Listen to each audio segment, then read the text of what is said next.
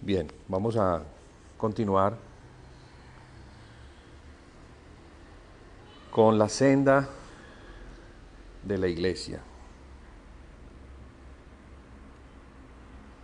entendiendo que Apocalipsis es un libro más profético que histórico.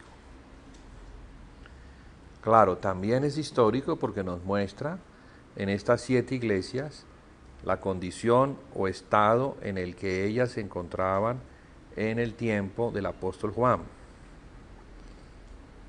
Pero el Señor acude a esa condición y a esos nombres y a esos lugares porque tienen una posición dentro del mapa, dentro de la geografía de Asia, para mostrarnos algo que va mucho más allá de lo natural, y es el aspecto profético, lo que tiene que ver con lo que Dios va a hacer y de cómo en ese hacer yo me voy a involucrar. Porque algunas cosas que Él va a hacer tienen que ver con correctivos, y otras cosas que Él va a hacer es lo que se hace una vez se han hecho los correctivos. En otras palabras, cuando la iglesia se degradó, porque se degradó, es lo que muestra la iglesia de Éfeso, que es la primera. Recuerda dónde has caído. Esa palabra indica una degradación, una caída de una posición elevada, no natural sino espiritual, en los lugares celestiales, donde la iglesia fue bendecida con toda bendición espiritual en los lugares celestiales en Cristo, para que fuera sin mancha y sin arruga, o sea, santa. Sí. Sin embargo, pues lo que vemos en el resto de las iglesias son condiciones que son el resultado de esa caída no corregida, porque el Señor le manda. Hay una demanda del Señor, que es: recuerda de dónde has caído y arrepiéntete, y ve y haz las primeras obras. Ahí hay una palabra muy específica en ese sentido. Ve y haz las primeras obras, lo cual nos muestra que la iglesia ya no estaba en las primeras obras, sino que estaba en otras obras. Y por eso cuando vemos cómo inicia el Señor el hablar a las iglesias, es: yo conozco tus obras, porque el Señor conoce lo que nosotros hacemos, Él sabe. Y como Él es el sumo sacerdote de nuestra profesión, y nuestra profesión es una profesión sacerdotal, los que fuimos lavados por la sangre del Cordero, se nos ha dado una posición espiritual, no es una posición natural, terrenal o carnal, sino que es una posición para Dios que está en el cielo, en los lugares celestiales. Entonces la iglesia debe ocuparse más de ministrar a Dios que de ministrar en los lugares terrenales. Sí. Pero ¿qué pasó? Lo que vemos es que la iglesia, al degradarse, al iniciar su caída, terminó en los lugares terrenales. Estoy hablando espiritualmente, ¿no? Sí, estoy hablando de asuntos que son espirituales. Entonces lo que antes se hacía en el espíritu se terminó haciendo en la carne. Y eso es lo que nos muestra la iglesia de Pérgamo. Pérgamo es la tercera iglesia de las 7. Allí el Señor denota algo, muestra y dice: yo sé dónde moras, donde mora Satanás. Porque en Pérgamo se encontraba el altar de Zeus, en la Acrópolis. Esta era una ciudad construida en las faldas de un monte, y en ese monte se encontraba una acrópolis, que es una ciudad de sacerdotes. En el tiempo antes del Evangelio, que el Evangelio llegara a los gentiles eran paganos. Quiere decir que ellos no entendían nada relacionado con el único y verdadero Dios. Para ellos el gobierno estaba en manos de un reino repartido, donde Zeus era el dios principal, y allí venían otros dioses. En otras palabras, Satanás, repartiendo su reino entre principados, potestades, gobernadores, huestes espirituales de maldad en las regiones celestes. Vemos que el reino de Satanás tiene una manifestación en lo terrenal. Y es lo que vemos hoy en día, el mundo. El mundo está bajo Satanás, bajo el príncipe de este mundo, que es Satanás. Y la iglesia se encuentra en medio del mundo. Ella ya no es del mundo porque fue llamada a salir del mundo, y esa es la palabra, lo que significa eclesía, E-K,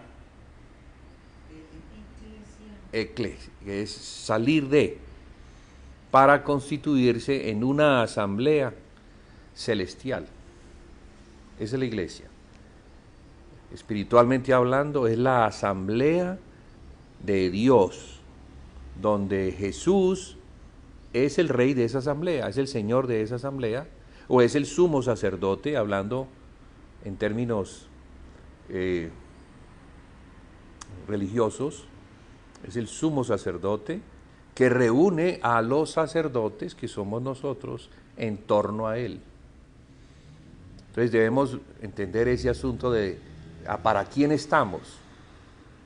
Y eso es lo que revela el capítulo 4 y el capítulo 5 de Apocalipsis, donde se nos muestra la adoración celestial. Allá encontramos el trono, allá está Dios, encontramos a los ángeles alrededor del trono, 24 ancianos, 4 seres vivientes que rodean el trono, y millares de ángeles. También hay una hierarquía. La palabra jerarquía viene de la palabra hierarquía, que es el gobierno sacerdotal, el gobierno de los sacerdotes. Y el gobierno de los sacerdotes tiene niveles.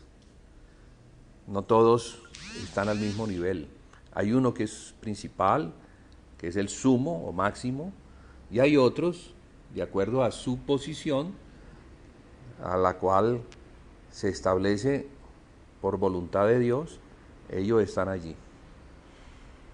Entonces tenemos esa adoración celestial que se nos permite ver en Apocalipsis, para que entendamos que la iglesia es para la adoración celestial. Vemos en Apocalipsis 4, en los últimos versículos, que hay 24 ancianos que tienen arpas, copas y coronas. Las arpas nos hablan de ¿qué? Los cánticos que son para Dios.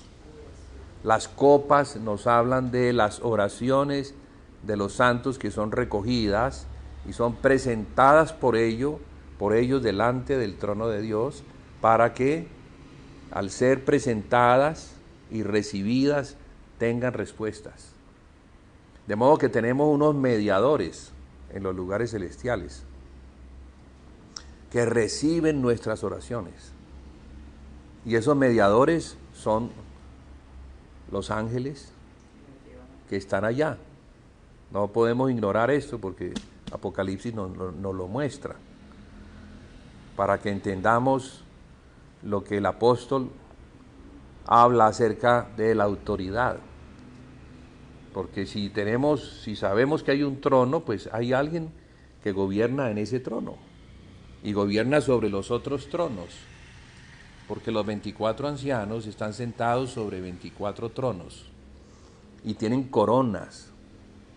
Las coronas hablan de autoridad y tienen arpas, y las arpas hablan de su ministerio profético, porque ellos son los que reciben de parte del Padre, que comunica al Hijo, y quien se lo da a sus mensajeros los mensajes celestiales. Y allí entendemos a Pablo hablando en el capítulo 11, de por qué es necesario entender la autoridad, donde dice que Cristo es la autoridad del varón, el varón la autoridad de la mujer. Hay una línea, hay una línea vertical y no es horizontal. Quiere decir que en asuntos de gobierno, de reino, no hay una horizontalidad, donde todos son iguales, no. Hay una verticalidad donde Cristo es la cabeza del varón, o sea, es la autoridad del varón. Y el varón es la autoridad de la mujer. Quiere decir que quien está debajo de la autoridad se debe someter a su autoridad para que se haga conforme al reino celestial. Para que Dios, que es la cabeza de Cristo, porque así lo dice, el Padre es la cabeza del Hijo, el Hijo es la cabeza del varón y el varón es la cabeza de la mujer. Y cuando se habla de cobertura, se le dice que el varón debe descubrirse delante de Cristo. Debe descubrirse. ¿Por qué? Porque los judíos no se descubren. Los judíos, los musulmanes y los católicos no se descubren delante de Cristo. Ellos están cubiertos, cubren sus cabezas. Y de esa manera no reconocen a Cristo como su cabeza, sino que reconocen a Dios como la cabeza de ellos, dejando a Cristo a un lado. Y entonces, ¿qué va a suceder allí en asuntos de autoridad? Si debemos reconocer que Jesús es la autoridad en el cielo y en la tierra. No fue una autoridad que él usurpó, sino toda autoridad me es dada, dice. Entonces es una autoridad que él se ganó.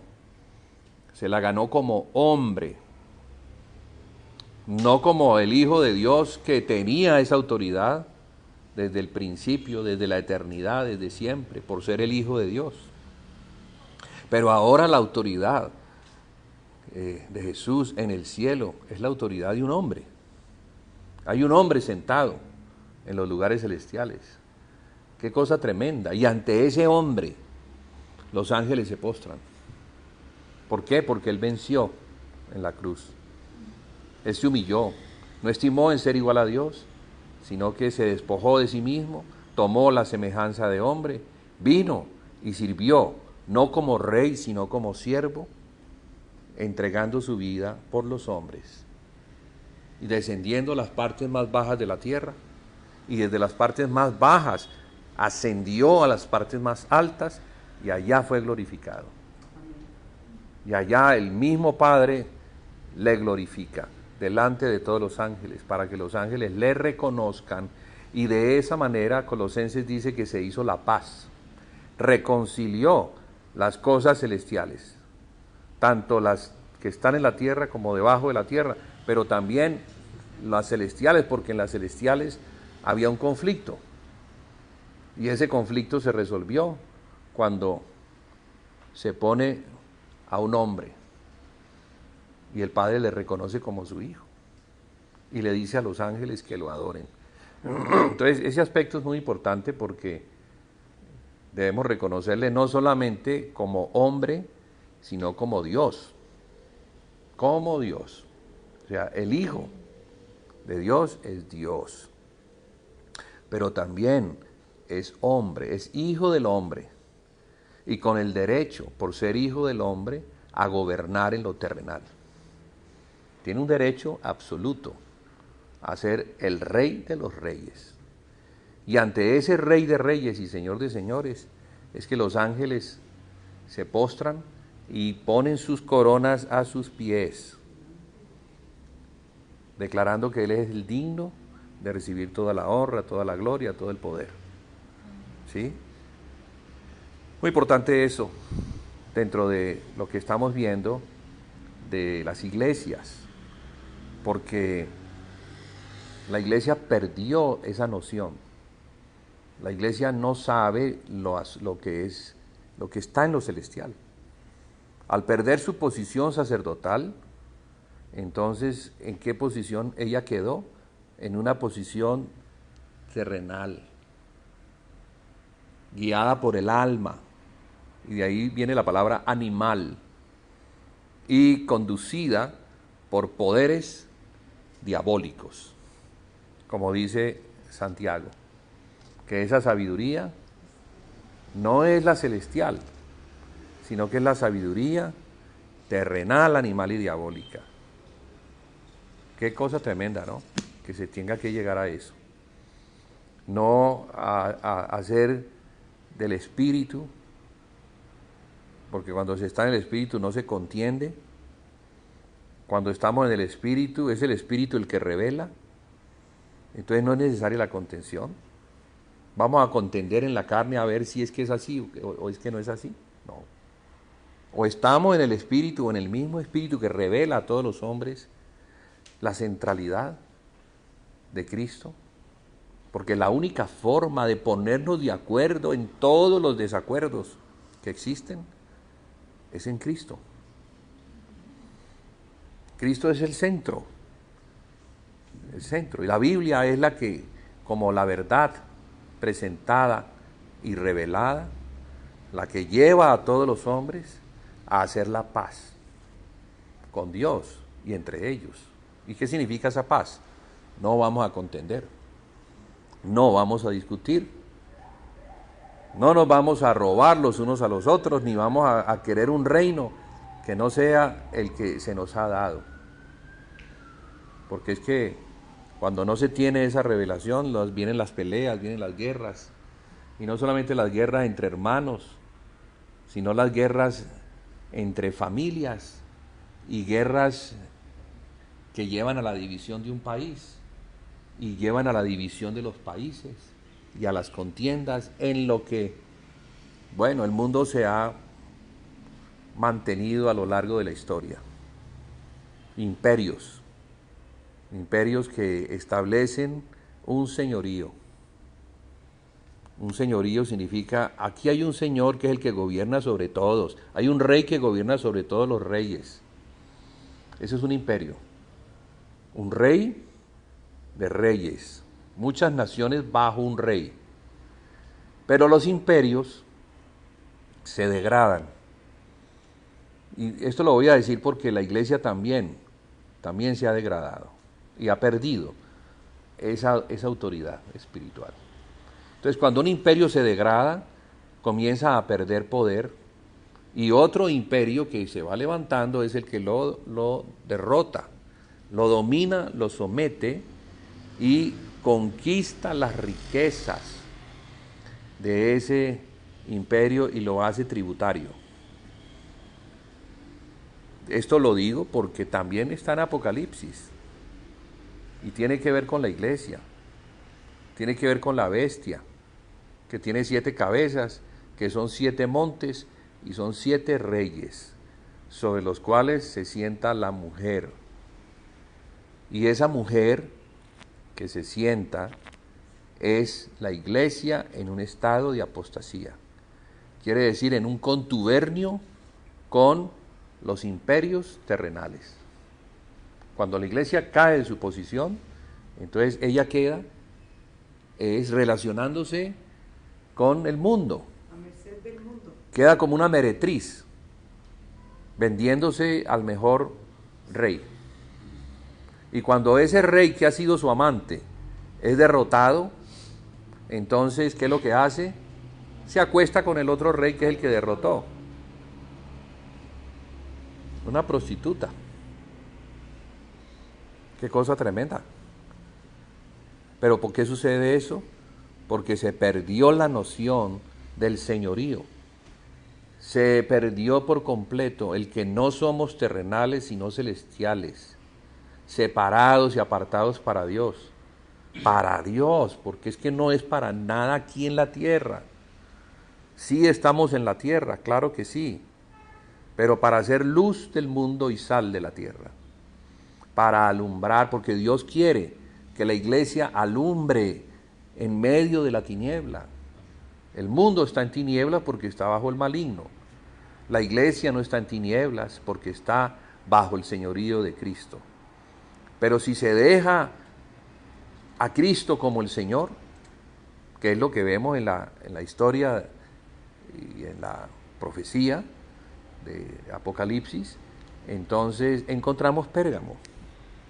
Pérgamo es eso, Pérgamo es una iglesia que abraza al mundo y se hace parte del imperio. Es la iglesia imperial que se convierte en la meretriz del emperador. La palabra Pérgamo significa muy casado, pero no muy casado con Cristo, sino muy casado con el mundo y con el rey de ese mundo, que es Satanás. Imagínense, quien manifiesta su presencia por medio de un anticristo.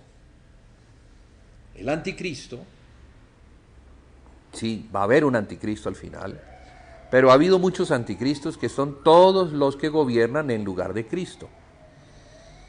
Entonces debemos entender que toda persona que en la carne hoy en día tiene una posición de gobierno, está tomando la posición que Cristo debiera tener.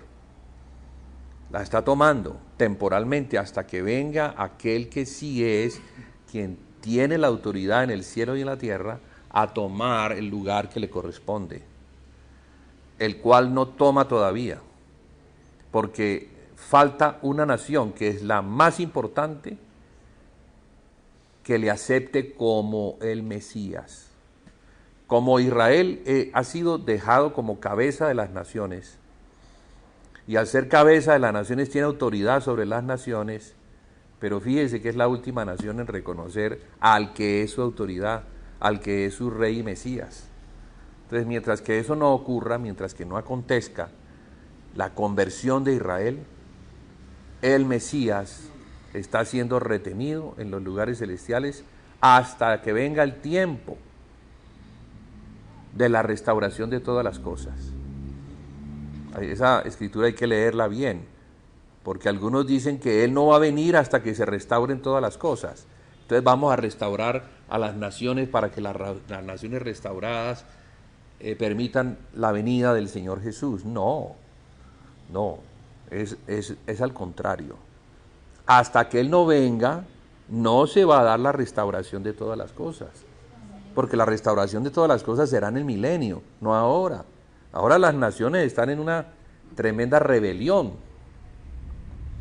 a Cristo. Las naciones están tomando ahora decisiones, los jueces, que son los que representan los que hacen las leyes y hacen cumplir las leyes, están adoptando leyes muy en contra del Señor, muy en contra de Dios, aceptando el aborto, aceptándolo por ley, aceptando los matrimonios entre homosexuales, aceptando o promoviendo la ideología de género, que quiere decir, si yo soy hombre y decido ser mujer, pues entonces tienes todo el derecho. Vivimos en un mundo libre y tienes el derecho de decidir qué quieres ser. Y si decides ser un perro, pues tienes derecho de ser un perro. O sea, qué degenero, qué mente corrupta la que el mundo está hoy en día manifestando. Y entonces la iglesia, ¿qué va a hacer en medio de semejante tiniebla? ¿Qué vamos a hacer? ¿Vamos a ponernos de acuerdo? ¿Vamos a transar, a negociar, a volvernos políticos para que, hombre, no nos cierren las instituciones? Por supuesto que no. Por supuesto que no. La iglesia ha sido puesta en medio del mundo como oveja en medio de lobos. ¿Y qué hacen los lobos? Pues se comen las ovejas. ¿Qué va a hacer el mundo cuando despierte y se dé cuenta? Hombre, el mismo mundo va a ser usado por el Señor, a los mismos mundanos, para disciplinar a la iglesia, para limpiar a la iglesia, para desnudar a la iglesia, para juzgar a la iglesia. Es el instrumento que Dios tiene reservado en el tiempo del fin, porque es la bestia. Apocalipsis 17 nos muestra que la mujer que está montada y que gobierna y que tiene pues autoridad sobre la bestia, llega un momento en que la bestia como que, bueno, ¿y qué hace esta mujer gobernándome a mí? Entonces se sacude, la tira, la desnuda, la destroza. ¿Cómo se puede tener uno confianza con una bestia? De pronto la domesticas, pero llega un momento en que manifiesta su condición bestial, animal, diabólica. Ese es el mundo. Ese es el mundo del cual se habla y se dice la ciencia. No, pues qué ciencia la que hay en el mundo hoy en día. Mucha ciencia, sí, mucha ciencia, que se está usando más para controlar a los hombres que para beneficiar a los hombres. Terrible. El árbol de la ciencia del bien y del mal se manifiesta hoy en día en un conocimiento que lleva al hombre a querer ser como Dios. Y claro, ¿cómo llega el hombre a ser como Dios? O a tener esa semejanza, conociendo el bien y el mal, conociendo lo que es bueno y conociendo lo que es malo. Sin embargo, cuando no tenemos el espíritu de la sabiduría, vamos a terminar llamando bueno lo que es malo y malo lo que es bueno. Porque así es de pervertido y de torcida la mente. La mente que está bajo Satanás. Satanás es un mentiroso, es un engañador, es un manipulador que trabaja en nuestra mente. Y si nuestra mente no es la mente de Cristo, entonces pues es la mente de Satanás. Y eso es Pérgamo. Pérgamo. Porque Pérgamo, ¿dónde mora? Donde mora Satanás. O sea que la iglesia bajó de la Jerusalén celestial y ahora se encuentra en la Babilonia espiritual. Hubo una Babilonia hace muchos años que ya dejó de existir. Y era la ciudad, en su tiempo, la ciudad más gloriosa que había. Una ciudad a la que los turistas iban a conocer porque había sido construida por un rey, jardines, agua que subía y bajaba.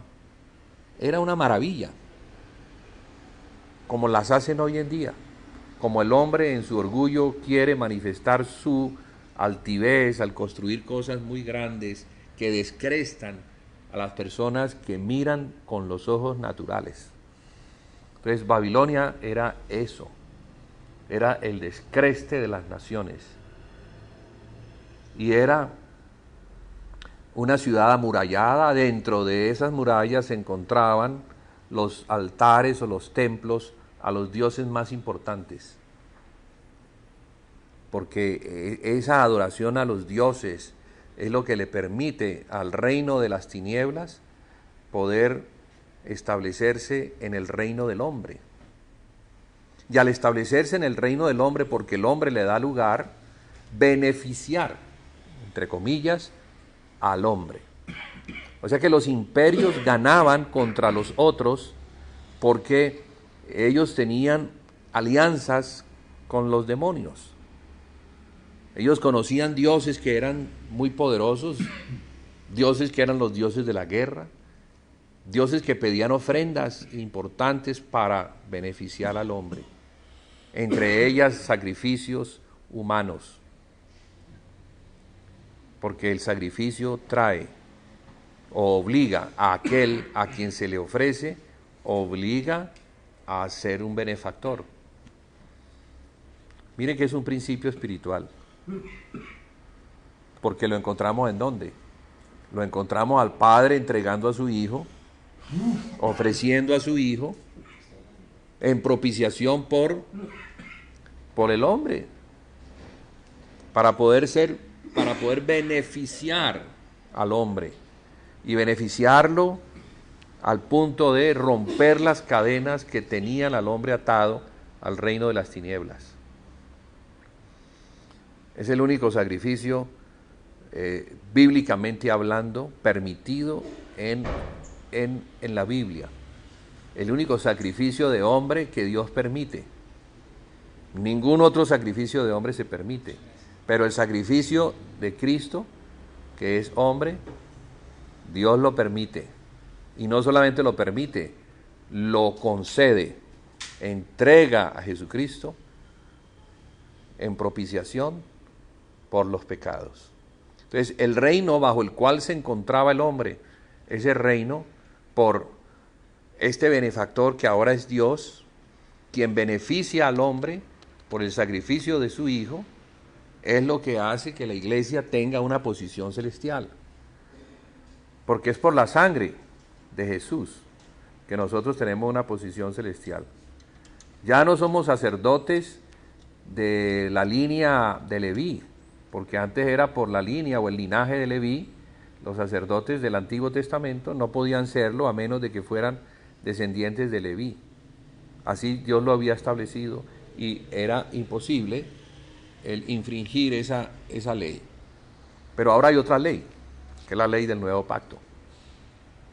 Y es que por la sangre de Jesús se establece o se abre una ley nueva para el sacerdocio.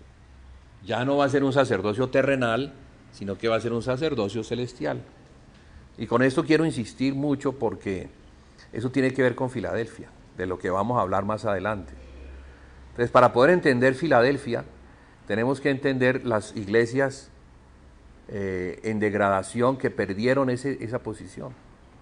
La posición que la iglesia de Éfeso tuvo y que entendía y de la cual el apóstol hablaba al mostrar en el capítulo 2 de la carta a Filadelfia, que después de la resurrección, el Señor Jesucristo, ascendiendo, nos llevó y nos puso en los lugares celestiales para estar junto a Él, para estar en el mismo lugar donde el Padre sentó al Señor Jesucristo. ¿Y en qué lugar sentó el Padre al Señor Jesucristo? En el trono del Padre. Vea, mire esta progresión tan tremenda. En el trono del Padre está sentado el Hijo. Y sobre las faldas del Hijo está sentada la iglesia. O sea que la iglesia está sentada en el mismísimo trono de Dios. O sea, imagínense toda la adoración celestial es alrededor de quién y para quién. Porque los ángeles están para el servicio de la iglesia. Porque la iglesia es el cuerpo de Cristo. ¿Por qué la iglesia está sentada en el mismo lugar de Cristo? Porque es el cuerpo. Entonces no podemos imaginarnos a Cristo sentado en un trono, o sea, la cabeza en un trono y el cuerpo en otro trono. No, en el mismo. ¿Y por qué Cristo está sentado en el trono del Padre? Porque el Padre es la cabeza de Cristo. Entonces imaginémonos un cuerpo donde la cabeza principal es Dios. Y de allí entonces la iglesia es el cuerpo de Dios. La plenitud de aquel que todo lo llena en todo. En todo. Esa es la revelación. La revelación que Efesios nos muestra. Progresiva, ascendente, hasta que llegamos al lugar más alto de la revelación, donde se muestra qué es lo que es la iglesia. Ahora, entender eso es muy importante porque es el recobro de la revelación celestial, la cual es un misterio dado a conocer a muy pocos. misterio que permite, al tener la revelación, lograr la posición. O sea que la posición se pierde ¿cuándo? La posición se pierde cuando estamos en la carne, cuando no estamos en el espíritu, cuando no hay discernimiento de lo que es el cuerpo de Cristo, cuando la revelación, que es la luz de Dios, se apaga. Entonces, cuando se apaga, estamos en tinieblas. Ese es el problema de la iglesia de Éfeso. El problema de la iglesia de Éfeso es que dejó de ver a aquel que es su luz. El Señor le reclama y le dice: tengo algo contra ti, que has dejado tu mejor amor. Ese mejor amor es Cristo. Porque nosotros no estamos conectados al Padre. Nosotros estamos conectados es al Hijo que nos conecta al Padre. Al Hijo no se le puede sacar por ningún motivo. No podemos quitar al Hijo para tener al Padre. Absolutamente no. El Padre no lo va a permitir. Y por eso a la iglesia de Tiatira el Señor se le revela como el Hijo de Dios. Se le tiene que revelar como el Hijo de Dios porque la iglesia de Tiatira no sabe que Jesús es el Hijo de Dios y como Hijo de Dios, la cabeza de la iglesia. Y el que tiene la autoridad. Allá en Tiatira otro tiene la autoridad. Otro es el vicario de Cristo, que es un hombre, un mortal. Un hombre nacido de pecado. Un hombre que quién sabe si hasta nacido de nuevo sea. Lo más seguro es que ni siquiera lo sea. Entonces no es un hombre del Espíritu. Y así lo fuera. Así lo fuera. No existe un hombre nacido del Espíritu que tenga la facultad o el derecho de ponerse como cabeza de la iglesia. No se puede, porque es que la cabeza es el sumo sacerdote. No. ¿Por qué Filadelfia debe aparecer en estas cartas escritas a las iglesias? Porque Filadelfia es el remanente. Filadelfia es lo que recupera el Señor a lo largo de una batalla permanente de siglos. Porque Filadelfia no aparece, aunque aparece al principio, como algo histórico, luego se convierte en la senda de la iglesia, en una iglesia que aparece casi al final. Es la iglesia número 6. O sea que nos muestra en la recuperación algo que el Señor Jesucristo, como el Señor de la iglesia, como el comandante de los ejércitos celestiales, porque es una batalla en los lugares celestiales, vence conquistando por medio de santos que tuvieron que dar la vida para lograr que las verdades escriturales se establecieran, la iglesia las recibiera, la iglesia dijera amén y se llegara a una unanimidad de fe. Porque recordemos que la unanimidad, que es la unidad de la fe, está después de la unidad del Espíritu. Lo primero que Dios nos concede a nosotros, según la carta a los Efesios, es la unidad en el Espíritu, la cual hay que guardar. Porque ¿qué es lo que nos distingue a nosotros? Que somos los hijos de Dios, lavados por la sangre del Cordero.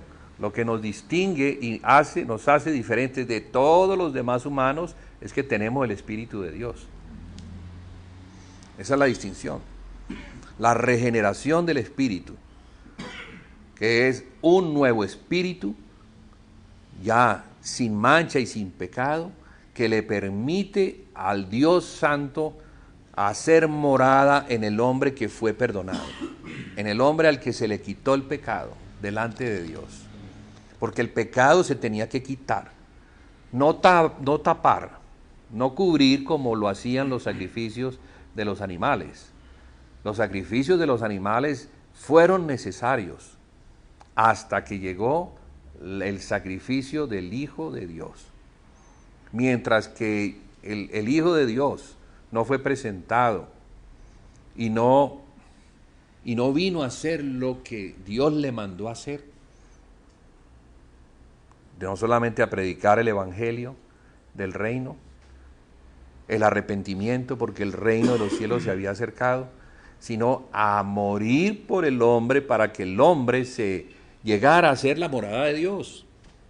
Es que lo que Dios siempre quiso desde el principio, tener una morada en la tierra. Es en la tierra, no en los cielos. Él está en los cielos, su morada está en los cielos, pero Él quiere hacer morada en la tierra, por eso creó la tierra.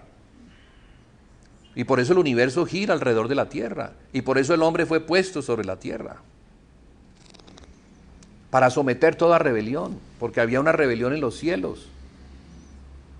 Y la rebelión se había dado y se tenía que resolver por medio de uno que fuera menor a los ángeles, el hombre.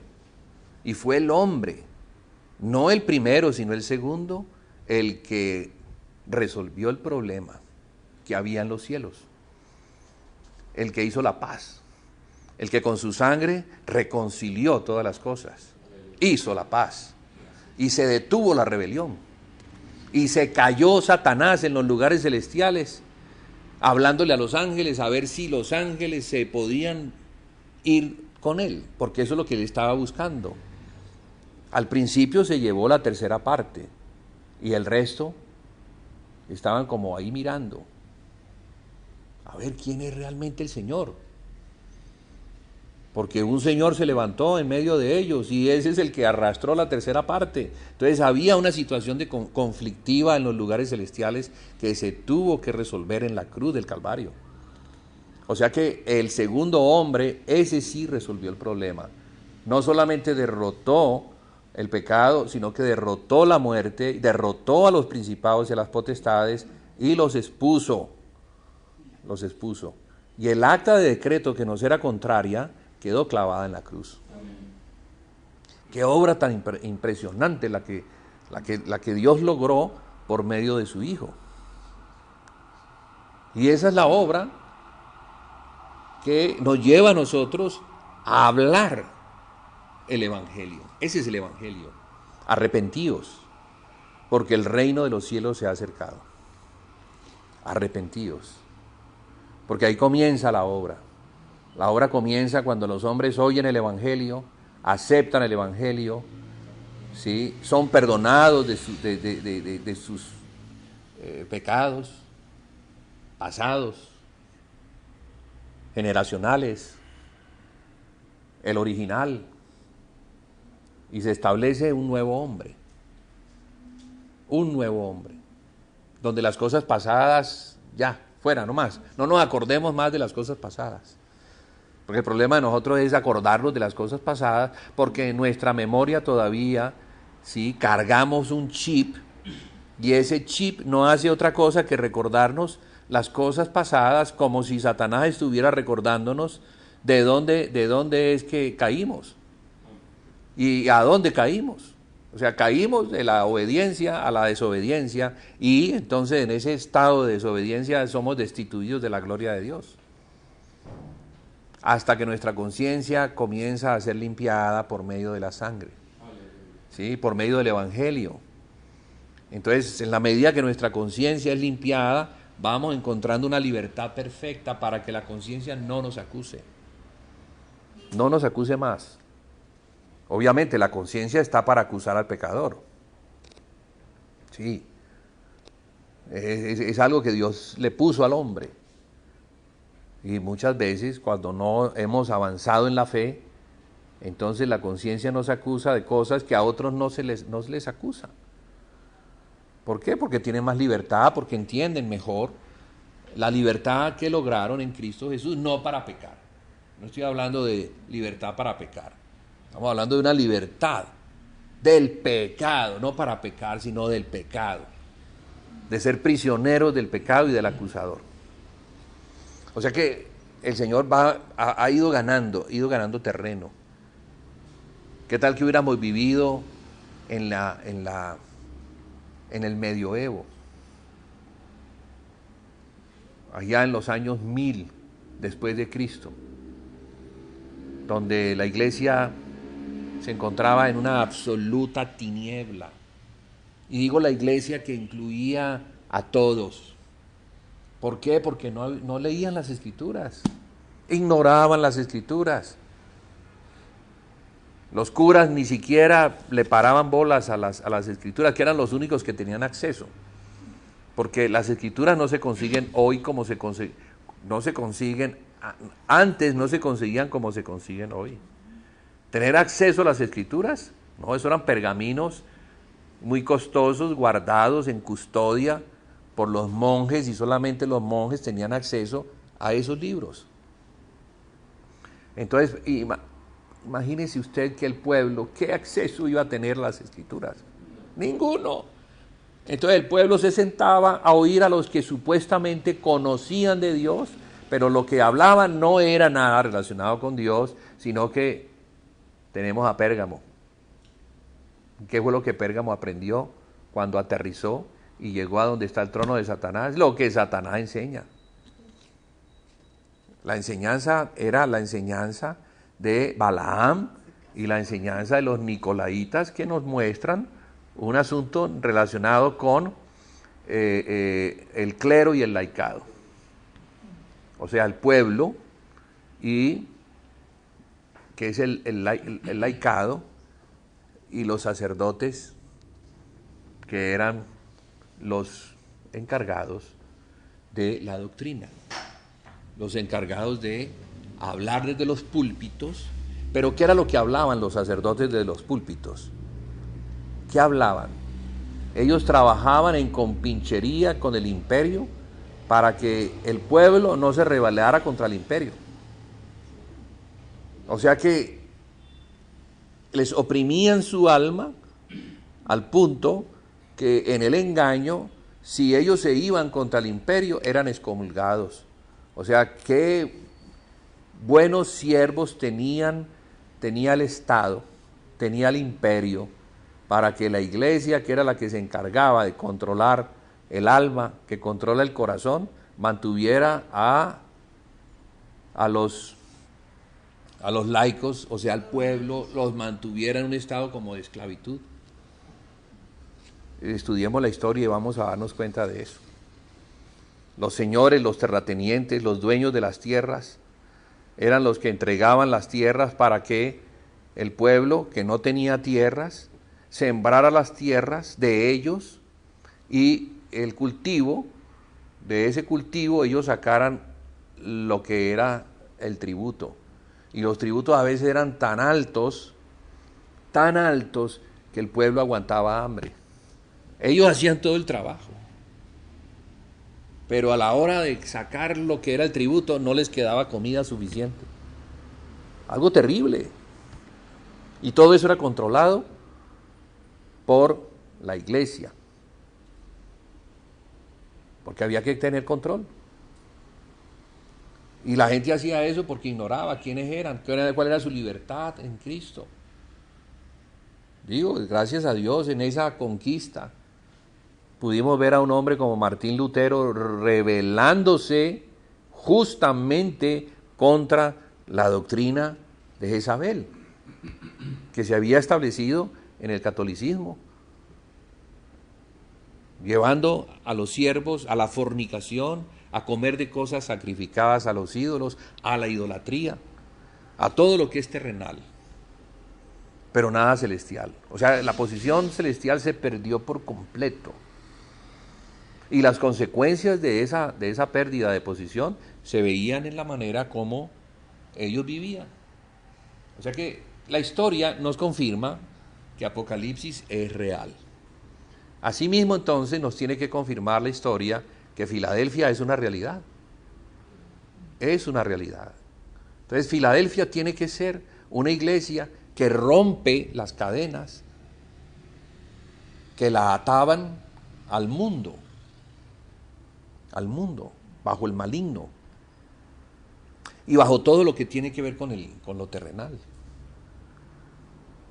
Tiene que ser así, porque mire que el Señor lo dice y lo prometió: yo edificaré mi iglesia y las puertas del Hades no prevalecerán contra ella. Pero esa iglesia no estaba siendo edificada por él, las puertas del Hades estaban abiertas, Y bueno, todo lo que tenía que ver con Satanás y el gobierno de Satanás por medio de Balaam, por medio de los Nicolaitas, por medio de Jezabel, era la expresión de lo que se estaba viendo. ¿Sí? ¿Me están entendiendo, hermanos? Una cosa tremenda, triste, terrible. Pero mire que a Juan también se le mostró la gloria de Cristo. No solamente él vio esta degradación, de la cual él era, en el tiempo en el que recibió la revelación, él era un prisionero. Él estaba sufriendo la degradación de la iglesia ya en el tiempo en el que, prisionero en la isla de Patmos por causa de el evangelio, porque era por causa del evangelio que había sido apresado, lo habían intentado matar, no había muerto, entonces estaba allí preguntándose qué será de la iglesia, porque Juan fue testigo de la vida de Cristo, de la muerte de Cristo, de la glorificación de Cristo, el descenso del Espíritu Santo, la glorificación de la iglesia, el poder de la iglesia, la conquista de la iglesia y luego, pasados los años, la degradación de la iglesia. Éfeso. La degradación. ¿Será entonces que el Señor va a tomarse una iglesia para mostrar su poder y su gloria? Claro que sí. Y entonces tenemos a Filadelfia. Ya hemos llegado entonces a Filadelfia con este breve resumen. Vemos que es necesario encontrar un remanente, unos vencedores que vencen sobre la degradación de la Iglesia Universal. La Iglesia Universal se encuentra en un estado entenebrecido. Pero bueno, ¿por qué se da la Iglesia de Filadelfia? ¿Por qué se da? ¿Y cuáles son las características de ella? Porque a veces no entendemos, ¿no? No entendemos lo que es, y entonces al no entender lo que es, porque ignoramos completamente, no sabemos lo que somos. A veces nos parecemos más a la iglesia degradada que a la iglesia que se encuentra en un proceso de reconstrucción, de edificación, de ser llevada a los niveles de gloria. Porque recordemos que en Filadelfia el Señor muestra la Jerusalén. Dice que a ellos les pondrá el nombre de su Dios y el nombre de la ciudad de su Dios, la nueva Jerusalén, la cual desciende del cielo, y su nombre nuevo. Eso es lo que el Señor Jesucristo le da a los vencedores de Filadelfia. Vencedores, ¿por qué? Porque cada iglesia está a prueba. Cada iglesia se encuentra en una prueba. Vamos a asumir que nosotros hemos entrado en el nivel de edificar esa iglesia. Pues podemos llegar, porque estamos a prueba, podemos llegar al tope o podemos fracasar en el intento. Yo creo que para el tiempo en el que estamos viviendo y el entender lo que significa la iglesia de Tiatira, que es el catolicismo expresado en el romanismo y en la iglesia ortodoxa, porque son dos iglesias que se dividieron en un momento determinado de la historia, yo creo que nosotros no comulgamos con ese entendimiento que ellos tienen. No, para nada. Y luego aparece Sardis, que Sardis aparece como aquella iglesia que se separa de la católica para buscar en la separación, buscar ser lo que la iglesia quiere, lo que Dios quiere que la iglesia sea. Esa es la iglesia protestante de la cual hemos estado hablando, que tiene características, la iglesia protestante tiene características de ser universal y de ser nacional. Por ejemplo, la iglesia luterana es una iglesia nacional. La iglesia anglicana es una iglesia nacional. Es la iglesia de Inglaterra. La iglesia luterana es la iglesia de Alemania. Y algunas otras iglesias que siguen a Lutero. Son iglesias nacionales. Pero esa no es la revelación de la Biblia. La revelación de la Biblia avanza mucho más allá de ser una iglesia universal. Claro, sí, la iglesia es el cuerpo de Cristo, correcto. No podemos discutir eso. A nivel universal, todos somos miembros del cuerpo de Cristo. A nivel universal, Cristo es la cabeza de la iglesia universal. Pero a nivel local, ¿qué va a pasar? No, a nivel local, la iglesia también tiene una expresión donde Cristo sigue siendo la cabeza y esta iglesia ya no está en sujeción o bajo la autoridad de otras iglesias que no son locales. Porque eso es lo que pasa con las iglesias universales, como la iglesia católica. La iglesia católica tiene una cabeza que es la cabeza de la iglesia católica universal y ese hombre allá en Roma es el que tiene la autoridad sobre la fe. Entonces todas las iglesias, estén donde estén en el mundo, se tienen que sujetar a la doctrina de la iglesia católica. Y el evangelio que se predica en todo el mundo es el mismo evangelio que está ya determinado por agenda para que cada domingo se predique lo mismo que se predica en las iglesias de Colombia, es lo mismo que se predica en las iglesias de la China. O sea que cada iglesia está bajo un control, pero así no debe ser. La iglesia debe estar bajo el señorío de Cristo y cada iglesia en su autonomía, que eso habla de libertad, de haberse liberado de las cadenas, del yugo, del romanismo. Entonces, en esa autonomía que no es rebelión, sino separación, que es diferente, porque una cosa es la rebelión que lleva a la división y otra cosa es la separación que lleva a la santidad. Entonces, ¿qué es lo que hace el Señor cuando algo está degradado, cuando algo se está muriendo? Pues entonces tiene que separar para que lo que está dentro de eso que se está muriendo no se muera. Y eso es lo que logró el Señor con Martín Lutero, con la iglesia protestante, que es Sardis. Pero Sardis, ¿qué es lo que muestra? Para que veamos la diferencia entre Sardis y Filadelfia. Sardis dice, no he hallado tus obras perfectas delante de Dios. Recuerda lo que has recibido y arrepiéntete.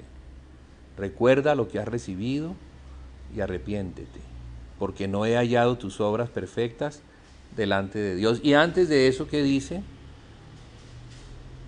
Que tiene nombre de que vive, pero está muerto. ¿Y qué vemos allí? El cuerpo de Cristo tiene vida.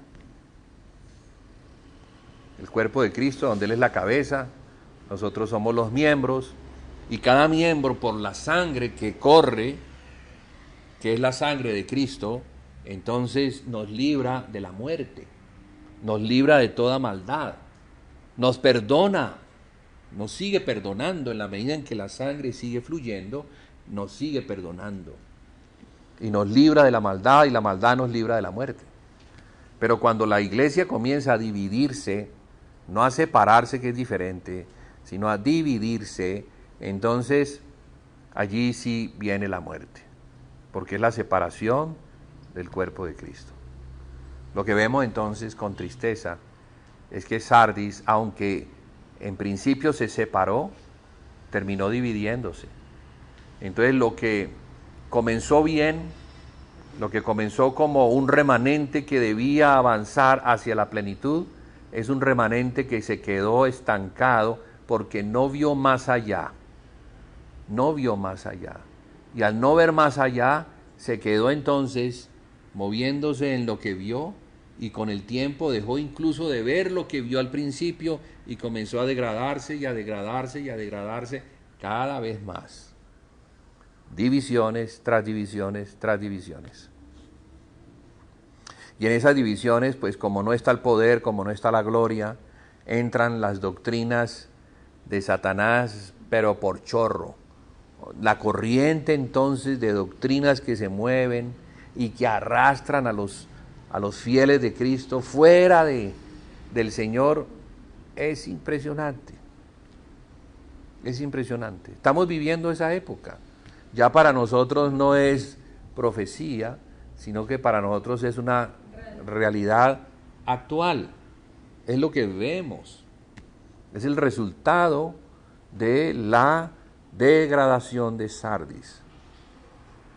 Entonces, ¿qué hace el Señor? De Sardis tiene que sacar algo. Entonces logra cortar, separar, y lo que separa, lo separa ¿para qué? Para que eso sí, a esos que ha cortado o separado, no dividido, sino separado, entendamos dos palabras que son importantes porque a veces nos confunden. Una cosa es ser dividido del cuerpo y otra cosa es ser separado de una degradación. Separado significa apartado, santificado para cumplimiento del propósito que Dios ha determinado hacer desde antes de la fundación del mundo, que estemos en Cristo, porque nos puso en Cristo para que seamos santos y sin mancha delante de Él. Ya hemos hablado qué significa estar en Cristo. O sea, estar en Cristo es estar en su cuerpo, donde Él es la cabeza y nosotros estamos en Él, en Él. Hemos sido sumergidos, bautizados en su cuerpo para ser parte del cuerpo, miembros vitales y activos del cuerpo de Cristo. Eso viene a ser Filadelfia.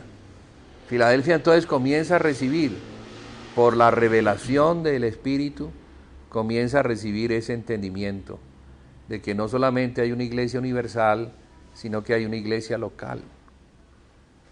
Que la iglesia local tiene una cabeza, y esa cabeza no es un pastor, sino que esa cabeza es el pastor. Y tiene unos miembros que son el cuerpo de Cristo de esa localidad. Con la autonomía que debe tener cada iglesia y que debe responder en su autonomía al Señor Jesucristo, que es el que tiene autoridad en el cielo, pero también en la tierra. Y digo esto ¿por qué? Porque cada localidad es diferente a cualquier otra localidad. Satanás tiene un reino, ¿estamos de acuerdo con él? Y lo ha repartido, ¿estamos de acuerdo? Principados, potestades, gobernadores, huestes espirituales de maldad en las regiones celestes, y al haberlo repartido, cada localidad expresa el reino de Satanás. Porque en ese mundo, en ese lugar a donde quedaron los hombres y a donde habitan los hombres que no están en Cristo, entonces ellos se encuentran bajo la potestad del gobierno de Satanás. Y dependiendo del avance de Satanás en esas localidades, entonces asimismo es una ciudad. Por eso el Señor quiere establecer una iglesia en una localidad para que el reino de las tinieblas se desplace, para que no sea el rey de ese lugar, sino que Cristo sea el rey. En otras palabras, la iglesia es la que trae el reino y la autoridad de Cristo. Es la que lo trae. Pero para que venga el reino y la autoridad de Cristo, Cristo tiene que ser la autoridad de la iglesia primero que todo. Cuando es así, entonces la iglesia que está en la tierra, la que está en la tierra, tiene a Cristo que está en el cielo, lo tiene allí. O sea que Cristo está allí, gobernando en ese lugar. ¿Qué cosa importante es eso? ¿Qué cosa tan importante? Lo cual nos demuestra que la iglesia tiene un propósito y lo debe cumplir. Es traer el reino y la autoridad de Cristo, porque a Él se le ha dado, pero la iglesia es la que lo tiene que traer. La iglesia lo tiene que traer, pero la iglesia en división no lo puede traer. No lo puede traer. O sea que el Señor, por como Dios le entrega a Cristo esta herencia, porque la herencia de Cristo, la herencia que Dios le ha dado a Cristo, ¿cuál es? La iglesia. La iglesia. Y en la iglesia o en los santos hay unas riquezas, y esas riquezas son las riquezas de Cristo. Pero fíjese que las riquezas, como todas las riquezas, se tienen que reunir, no dispersar. ¿Qué es lo que ha hecho Satanás? Dispersar las riquezas. Las riquezas de Cristo están dispersadas de la misma manera que las piedras de la casa están dispersadas en Sardis. Dos cosas importantes vemos en esto y que nos enseña el Antiguo Testamento. Dos salidas importantes vemos en Israel. Una salida de Babilonia, porque estuvo en Babilonia por causa de la apostasía, y una segunda salida que se da en el tiempo después de Cristo, en el año 70, cuando los judíos fueron dispersados a las naciones. Entonces miremos este cuadro. En Babilonia no fueron llevados dispersos, sino que fueron llevados como un pueblo, y de allí un remanente salió a Jerusalén a edificar la casa. Pero cuando llega el Señor Jesucristo, ellos no le reconocen, ellos no disciernen el cuerpo de Cristo. Ellos están en una apostasía, en una degradación espiritual que no les permite reconocer a los profetas que muestran cómo es que el Cristo debe aparecer. El único de ellos, Juan el Bautista, que ese sí está conectado, y ese sí puede reconocer a Jesús como el Cordero de Dios, y lo presenta. De hecho, Juan el Bautista fue levantado como un profeta entendido en las Escrituras para poder reconocer al Cristo, al Cordero de Dios que quita el pecado del mundo. Pero ¿qué hicieron? No lo reconocieron, no le hicieron caso a Juan. Luego Juan es tomado por Herodes, matado por Herodes, le cortaron la cabeza. Este profeta que debía estar trabajando en pro del ministerio de Jesús, como que no entiende la cosa y hace rancho aparte. Jesús tiene sus discípulos, Juan tiene sus discípulos, y cosa curiosa, algo que no vio Juan, que es un poquito lo que le pasó a Sardis. No vio que él es el cuerpo, que él es al que hay que seguir.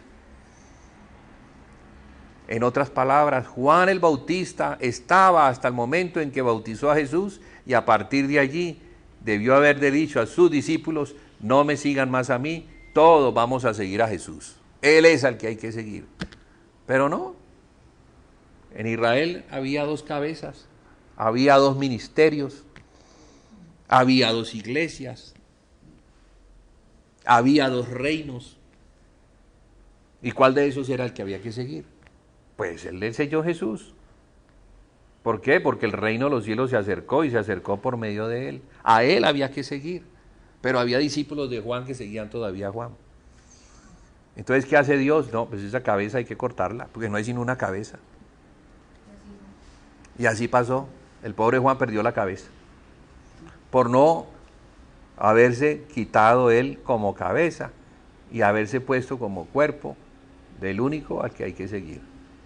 Ejemplos en la Biblia que nos muestran, aún en los profetas, cómo los profetas a veces tienen ceguera para poder ver con claridad lo que tienen que ver. Filadelfia es diferente. Filadelfia comienza a ver.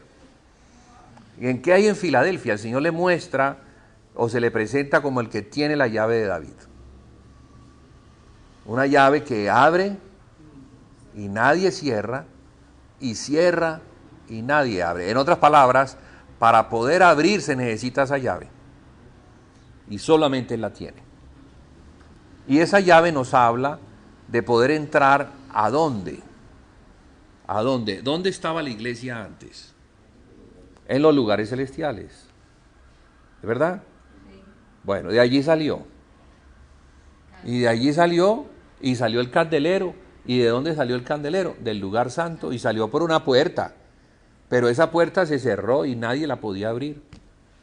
Hasta que el candelero, que es la iglesia, no cambiara, no se arrepintiera, no reconociera que la única manera de recobrar la posición era siguiendo a Jesucristo. En otras palabras, volver a las sendas antiguas, volver a la palabra, volver a la oración, volver a la comunión que es con Jesucristo, la cual se tiene por la palabra y por la oración. No hay otra manera de tener comunión con el Hijo de Dios si no es por medio de su palabra. Eso de que yo tengo relaciones con Jesucristo sin tener comunión con la palabra, sin tener un conocimiento de la palabra, no, eso no existe. Eso es mentira del diablo.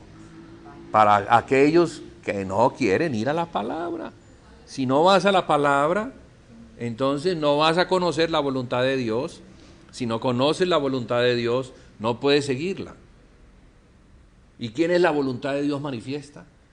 Jesucristo. Jesucristo es la manifestación de su voluntad. Jesucristo es el único que hizo su voluntad hasta la muerte y la muerte de cruz. Nadie más se ha entregado de la forma como Él se entregó. Nadie más dijo, la comida mía es hacer la voluntad de mi Padre que está en los cielos. Mire cómo lo dice.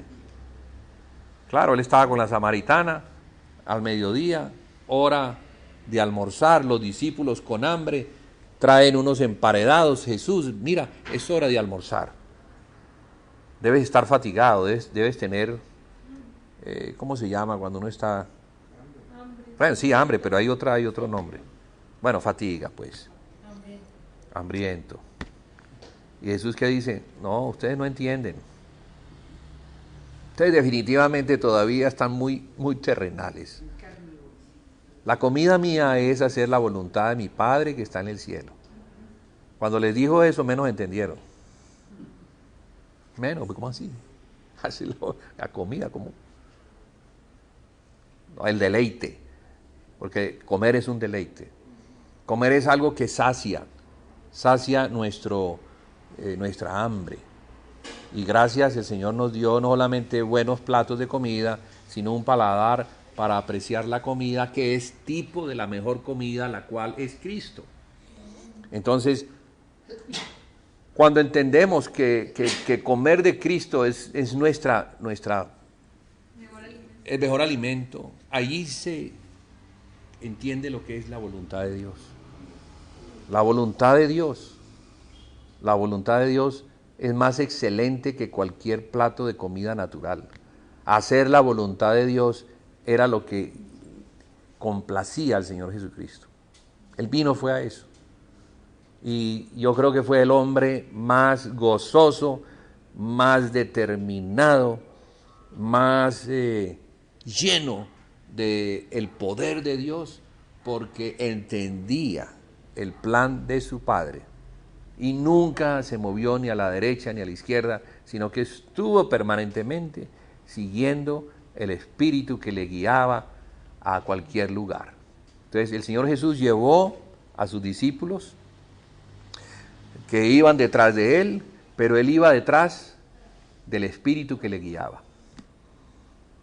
Y de seguro Él no sabía qué iba a ser mañana. Lo único que sabía es que el mañana trae su propio afán, y ese día Él recibiría de parte del Espíritu: hijo, vámonos para Samaria. Listo, Padre, vámonos para Samaria. Y partían para Samaria. Y al siguiente día: hijo, vámonos para Galilea. Y así, como dice el Señor Jesucristo a Nicodemo, los que son nacidos del Espíritu son como el viento, no saben de dónde vienen ni para dónde van. Qué bueno es vivir así. Qué bueno es vivir sin tener una agenda que me diga qué voy a hacer mañana. Porque es que la agenda es más de la carne, es una administración o preparativos que yo hago para poder cumplir con una agenda extensísima. Hay gente que tiene agendas hasta de un año, no pueden recibir a nadie porque la agenda la tienen copada. En cambio, el Señor Jesucristo no tenía su agenda copada. La agenda del Señor Jesucristo estaba abierta y dependía de lo que el Padre le mostrara.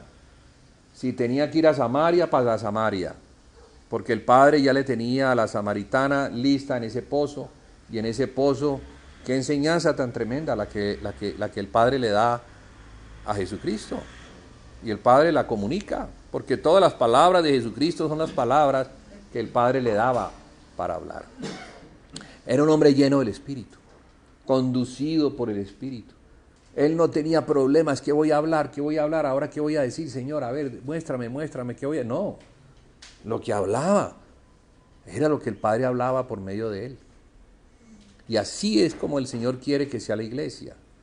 Que la iglesia sea conducida por el Espíritu, que la iglesia tenga un señorío, que es el Espíritu, que la iglesia dependa de ese señorío, no dependa de los hombres, no viva para agradar al hombre. No, la iglesia no se casa con el mundo, no puede, porque cuando se case con el mundo pierde la guianza del Espíritu Santo.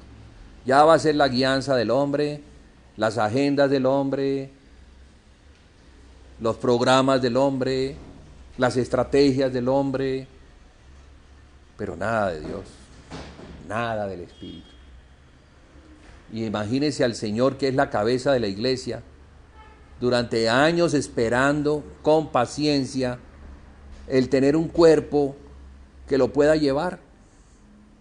Porque cuando Él tuvo un cuerpo, ese cuerpo lo llevaba, ese cuerpo no se le resistía. Ese cuerpo le llevaba a Samaria, le llevaba a Galilea, a donde fuera, y le llevó a Jerusalén, y luego ese cuerpo fue entregado como ofrenda. Después de que terminó, como ofrenda, como olor fragante a Dios. Allí terminó el ministerio del Señor Jesucristo. ¿Será que el final nuestro será igual? ¿Será que la guianza nuestra va a terminar de la misma manera? ¿Será que la iglesia, como el cuerpo de Cristo, guiado por el Señor, que es la cabeza, va a terminar de la misma manera? ¿Será que sí? Pues eso es lo que el Señor quisiera, que nosotros fuéramos una ofrenda, un sacrificio agradable, diario, permanente. No esperar a que pasen los años para entregar nuestros cuerpos, sino que nuestra mente permanentemente esté siendo renovada, esté siendo conducida, esté siendo guiada por el Espíritu. Mire que la voluntad de Dios está mucho más allá del conocimiento de las tablas de piedra. Las tablas de piedra están allá, y sí, tienen mandamientos, pero ¿qué mandamiento es el que Dios quiere que yo siga ahora? El que se encuentra en el corazón, porque el corazón es el que me va a guiar. El corazón es el que me va a decir cosas que no están escritas en la palabra. El corazón es el que me va a decir, bueno, para Samaria. Un momentico, yo voy a mirar la palabra a ver si eso está escrito, que yo debo ir a Samaria. No, yo no encuentro en ninguna parte.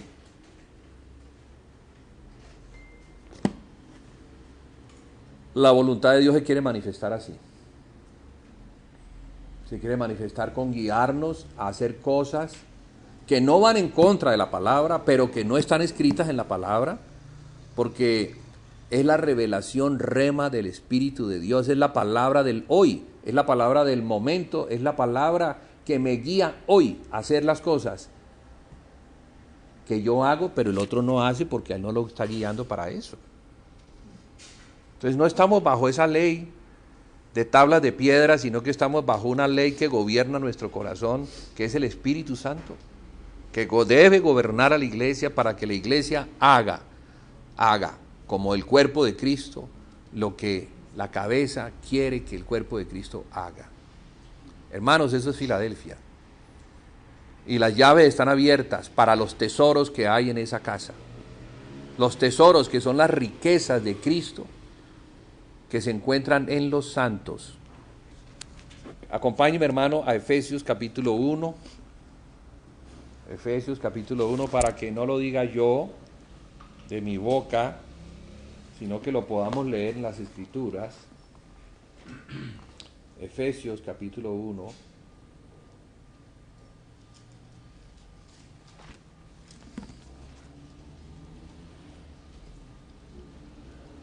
Bien.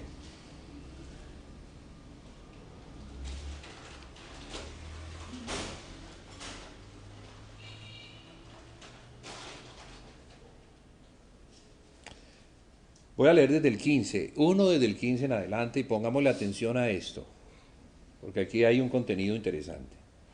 Por esta causa, también yo, Pablo, está escribiendo. ¿Por cuál causa? Lo que viene hablando con anterioridad. Y con anterioridad comienza a hablar de lo que en los lugares celestiales Dios hizo.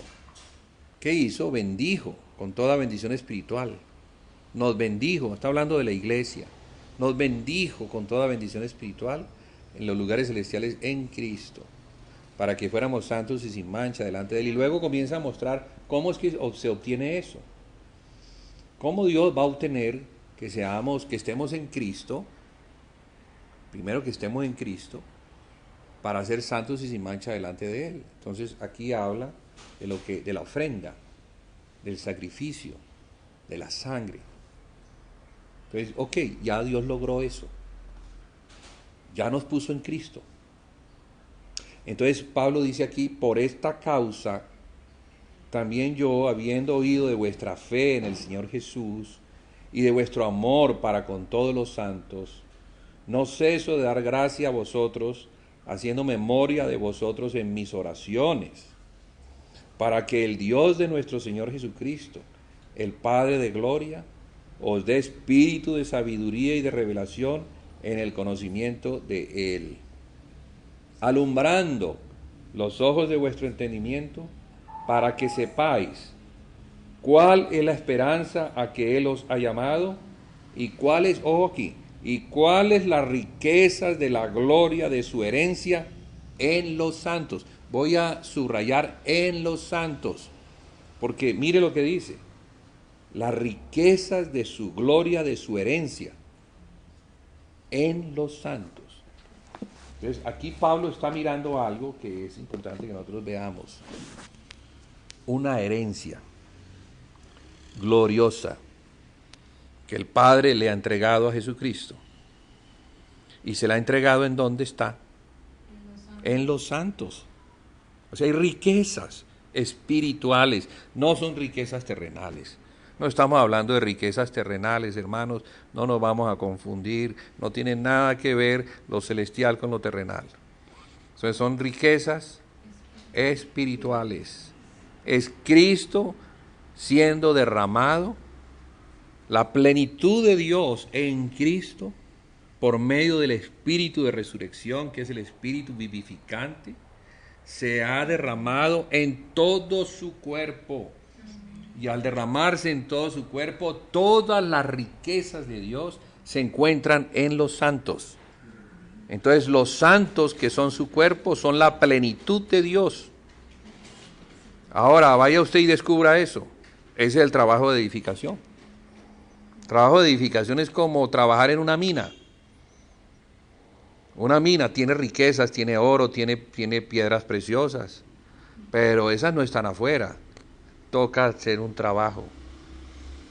Y ese trabajo es delicado, porque están escondidas, muy escondidas, tan escondidas que ni siquiera sé yo lo que tengo de Cristo.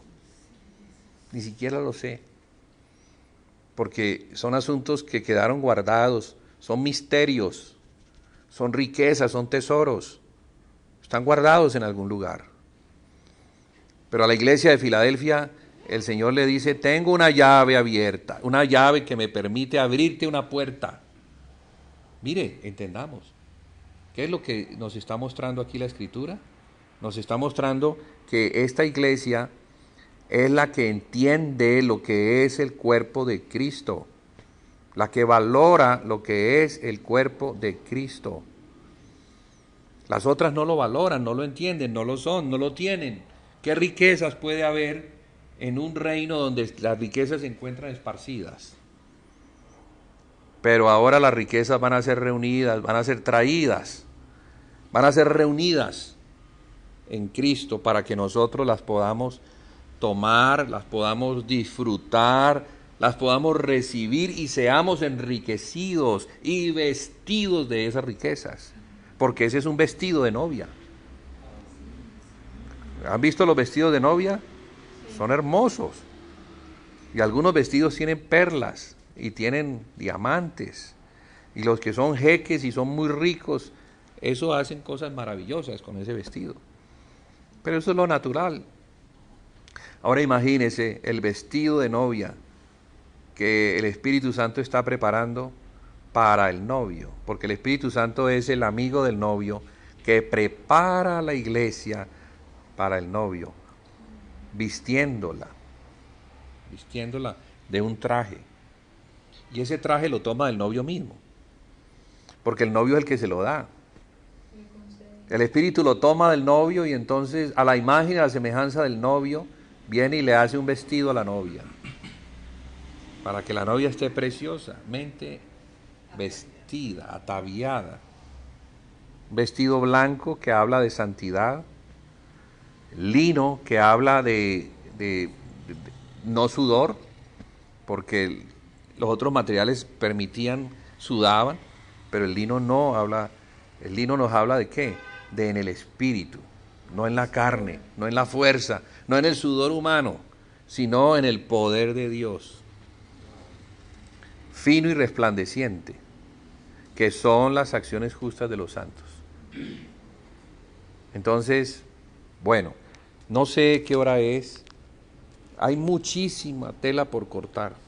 Todavía estamos, yo creo que ni a la mitad de todo lo que hay que descargar, pero pues vamos a irlo descargando en la medida en que pues el Señor vaya concediendo entrar como más profundamente, porque son profundidades.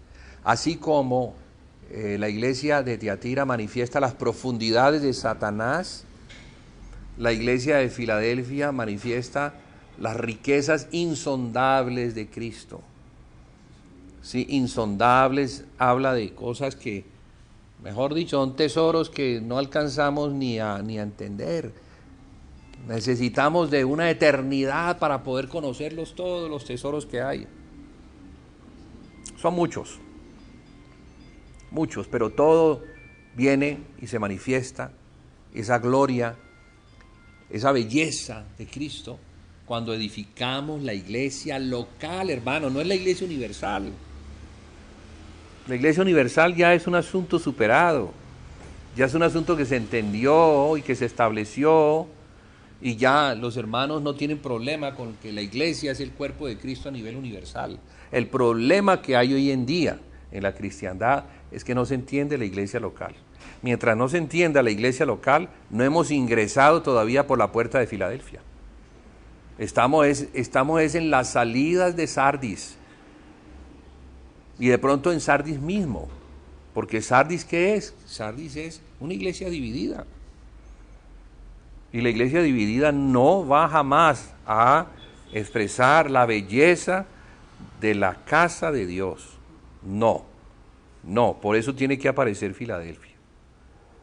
Por eso tiene que aparecer, porque Filadelfia es eso. Filadelfia es la iglesia de Éfeso antes de la caída. Eso es. Éfeso después de la caída se convirtió luego en la Odisea.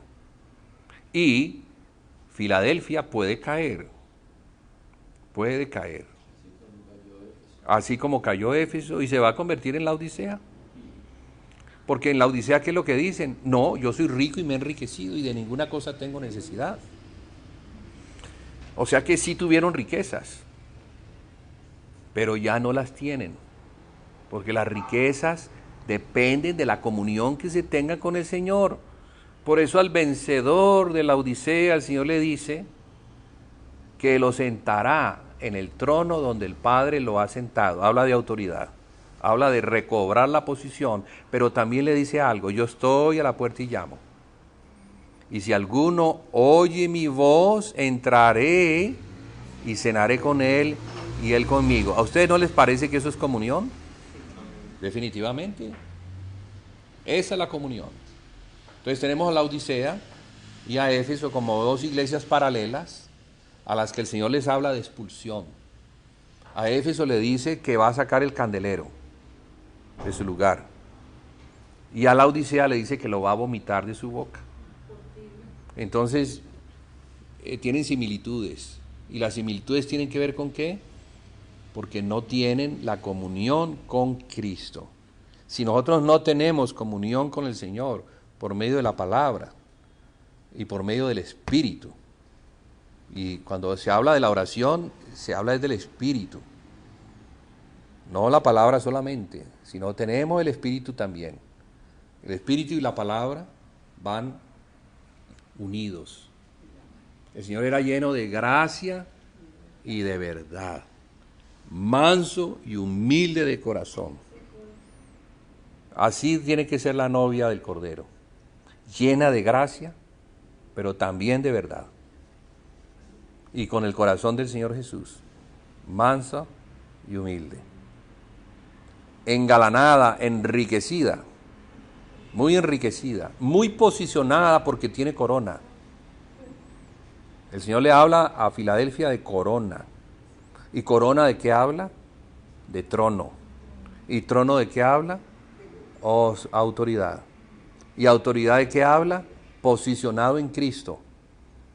También nos muestra una iglesia que ha recobrado su lugar en Cristo en los lugares celestiales. O sea que es la iglesia que ministra en los lugares celestiales al Padre. Hermano, eso es lo más importante. Sí, claro que hay que hacer una obra afuera. Por supuesto que sí. La iglesia también debe atender a los pobres, a los necesitados, a los que están afuera. Es parte de la comisión, parte de lo que, o en parte, lo que la iglesia debe hacer. Pero principalmente, la mejor parte es la parte que se llevó María, que estaba a los pies. ¿A los pies qué significa? Oyendo, con atención.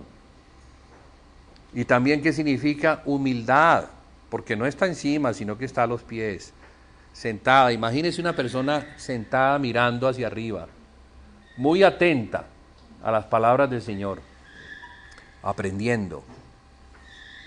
Pero la otra, muy afanada y muy atareada, queriendo servir al Señor. Sí, al Señor hay que servirlo, por supuesto que hay que servirlo, pero la mejor parte, lo que el Señor quiere, es que estemos a sus pies.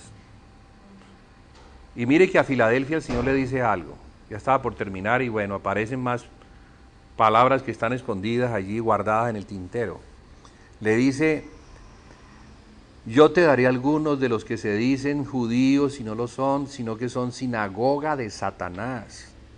Ellos se pondrán a tus pies y van a reconocer que yo te he amado. A mí me parece preciosa esa palabra porque mire que el judío, que se dice judío y en realidad no lo es, porque ¿cuál es el judío bíblico? El que ha circuncidado su corazón. Nosotros somos más judíos que ellos. Nosotros pertenecemos al olivo natural. Fuimos injertados como judíos en el olivo natural, porque circuncidamos nuestro corazón, porque nos arrepentimos, porque recibimos al Mesías que es judío, y entonces Él nos ha hecho como Él, también judíos, en el aspecto natural. Pero estos que se dicen judíos y no lo son, ¿por qué? Porque no han aceptado al Mesías judío. Ellos un día se van a sentar a los pies del gentil y le van a reconocer que Jesús, que es el Mesías también de ellos, a ellos también los ha amado. Allí hay una cosa muy interesante, porque la llave de David nos muestra la adoración celestial, que no tiene barreras, donde todos los pueblos pueden venir a adorar al Señor, porque la sangre de Jesús quitó la barrera de separación.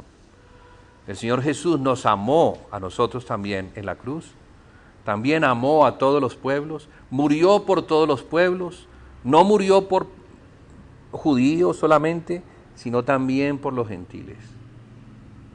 Y va a ser muy precioso cuando llegue ese día, que el judío que se cree como el único elegido y los demás no, tenga que reconocer que el Señor Jesús murió por todos y que Él a él, al gentil, no solamente le ha amado, sino que ahora le va a enseñar. Porque ponerse a los pies, ¿qué significa? Yo vengo a que me enseñes. ¿Se imagina un gentil enseñándole a un judío? ¿Ah? En ese orgullo que ellos tienen, en ese orgullo, tener que reconocer, porque eso ya habla de la humildad que llega cuando las personas reciben al Señor Jesús, cuando reconocen que son pecadores, que el asunto de la salvación es para todos, es necesario que tanto judíos como gentiles les sean perdonados los pecados, para que puedan entrar a la presencia de Dios sin distinción de raza ni de nada. Nada. El Señor abolió las distinciones, reconcilió a todos los hombres, reconcilió a todos los pueblos en Cristo Jesús. Y eso es Filadelfia, porque Filadelfia es inclusivo, Filadelfia no es exclusivo, Filadelfia no se cree una iglesia especial, separada de todos los demás. Filadelfia entiende lo que es un redimido, Filadelfia sabe lo que es alguien lavado por la sangre, Filadelfia sabe que los lavados por la sangre son sus hermanos, estén donde estén. ¿Sí? Aún los judíos, que aún no son lavados por la sangre, ellos potencialmente hablando, son hermanos a la espera de que llegue el día. Y va a llegar el día, porque ese es un privilegio que el Señor le da solo a Filadelfia. Porque cuando Filadelfia entiende esto, a Filadelfia también el Señor le da una llave de predicarle a los judíos. En la historia lo que vemos es que Sardis, protestantismo, no miraban muy bien a los judíos. Nada, para nada. Ellos pensaban que los judíos, con ellos el Señor no quería nada. Ellos habían matado al Señor Jesús, entonces ¿Dios qué quería con los judíos? Nada. O sea que es un periodo de la historia antisemita. ¿Sí? Antisemita que se manifestó en Alemania hace pocos años. El antisemitismo en Alemania, que estaba en el corazón de los alemanes, que siguieron a un hombre antisemita, a un espíritu de anticristo y contra el pueblo de Dios, y todos se abrazaron y le siguieron contra los judíos. Qué cosa terrible, qué cosa tan terrible. Bueno, eso el Señor lo usó para que los judíos salieran de Alemania, salieran de Europa, vieron que estaban siendo perseguidos y matados y destruidos, y hoy en día, a unos 70 años de la independencia de Israel, 1948, estamos en el 2019, o sea, vamos para 71 años, la nación de Israel es una de las naciones más desarrolladas que hay en el mundo, en pocos años, tremendamente.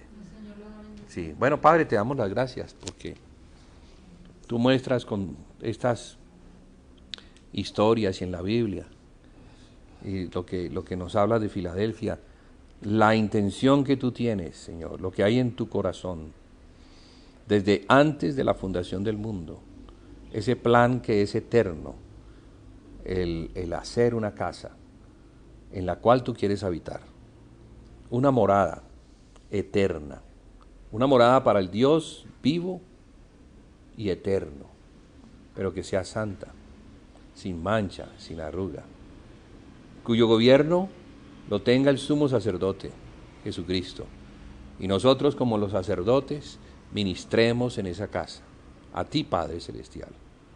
Enséñanos esto, ayúdanos, Señor, a tener ese espíritu que hay en tu Hijo Jesucristo, a conocerte a ti de todo corazón, a conocer las profundidades de tu espíritu, sí, para que sean reveladas por medio del espíritu.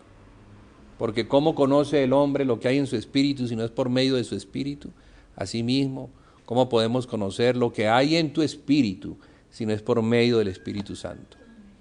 Señor, concédenos conocer lo que hay en tu espíritu, para que podamos tener la mente de Cristo y hagamos la voluntad tuya, la que te agrada, Señor, y la que queremos nosotros también hacer para tu agrado. Así sea, en el nombre de Jesús. Amén y amén.